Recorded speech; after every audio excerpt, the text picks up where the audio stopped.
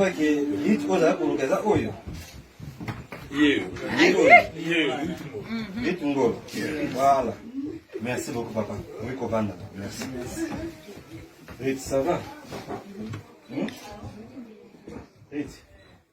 Tinha zo bima banda zo kutamu na ite yo dokene kabuka to banja ona ba noko na yo na moni ba tuzu to ba kotinga na kata ndako awa ba komaki ba koya asa ki mutu mwa koya mena moni ba yelinga ebele awa babi ke ba ye ko luka yo asa ko sali kama mabeli banda to zana nyongo babi te Beko kanga lupango ba mwana ke mwana moko mwasa kitoko ba sepela kina yebwe to sona kina bango ame tsaki mutema na se ebi bato bakotia ebi bango ndeni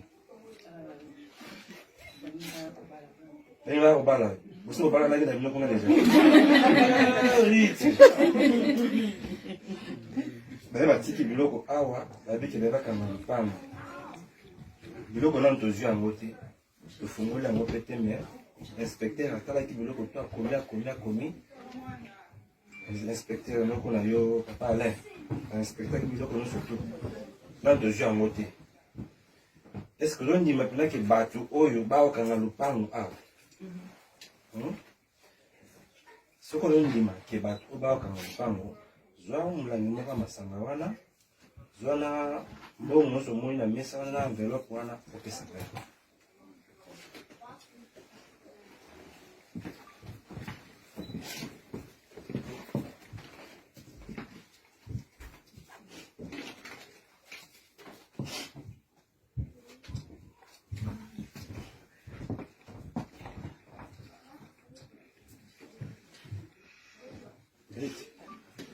Ok. Merci. T'es dans la parole. Oui, ça c'est un bon bloc nous surtout au petit capable. On dit que nazwa biloko oyo na konti ke bato oyo ba ko kanga lopango na présenter on na famille mo. On dit yango. Bon, papa ndemo siliko yoka lokola mwana ndimi ngai pe na ndimi elongo na libota mobimba to ndimi biloko oyo boye na mo. Merci.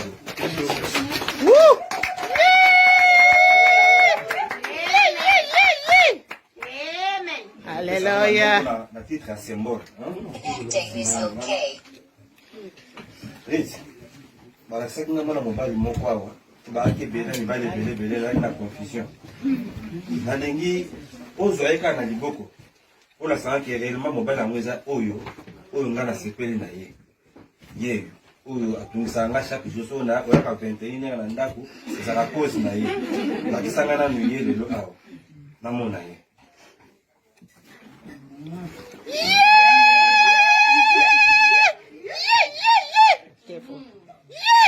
Ah, ça c'est ma fille, hein? Yarite.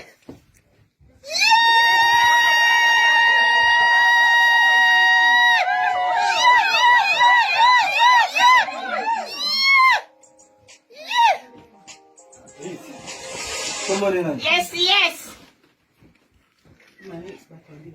Hey! Manix! Toi qui dérange ma fille, je me dérange à moi.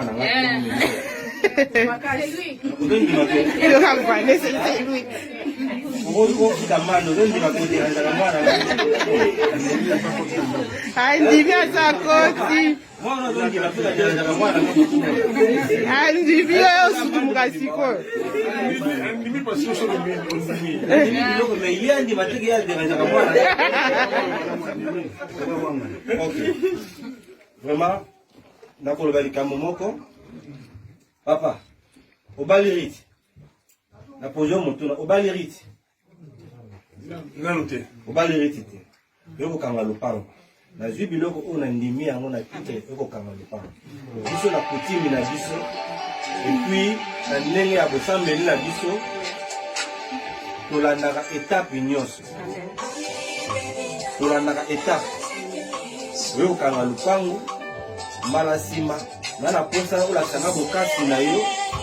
Oye oye ko sala dot o sali komo nango pre dot ngana ko tendela rit mena tamula mingi pendate na ko bana ko tala mena daka na misu mibale donc okende o mela te po so ba tuso ko beta porte balonga libanga o chakite na yo kapete ke yo mwana komi azoko kotambola te na lingi biloko wana te mwana nga soka bimi akozonga na ndako azonga eza te ko alala kisika moko boye oyo ki mamna libi na yo voilà la sama ke o reprendre soin ya mwana oyo na tina ko honorer tina suka avant obenga ye mwasi na yo si ko azala no mwana nanga ondima kamna lobi d'accord. Que le Seigneur vous bénisse. Amen.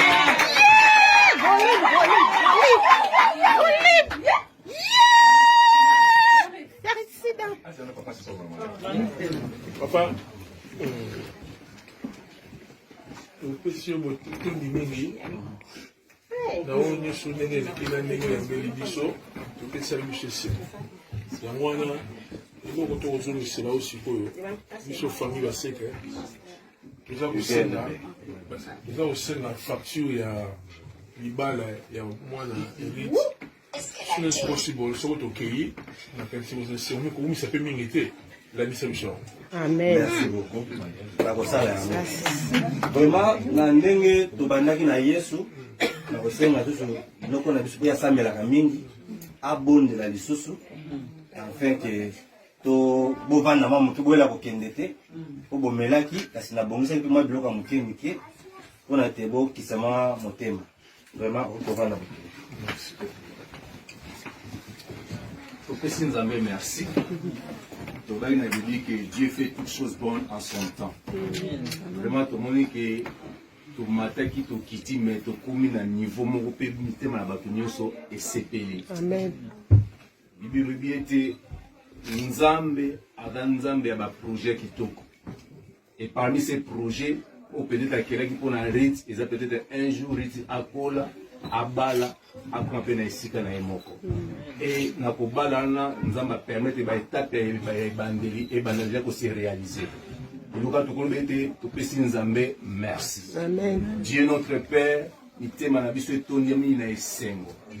Potenkolo na oyo nyonso osalikat na esika oyo. On sent na lola. La Bible déclare dans le cœur de l'homme il y a beaucoup de projets. Amen. Et ce sont les desseins de l'Éternel qui s'accomplissent. Na mitema na bango Nzambe bazana posta ba koma esika moko. Et yondo pesa kama koki, yondo pesa kama kasi. Tikete nkolo osunga bango étape o babandi bakena ngo kilo na suka afin que kombo na yo ezo lokumu na kombo na Yesu Kristo azali mo kontre mo bikisi na biso. Amen. Amen.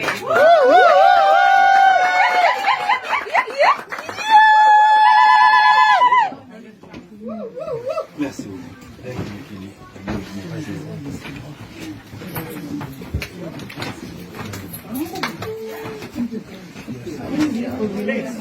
Sabe na kana picture kwanza.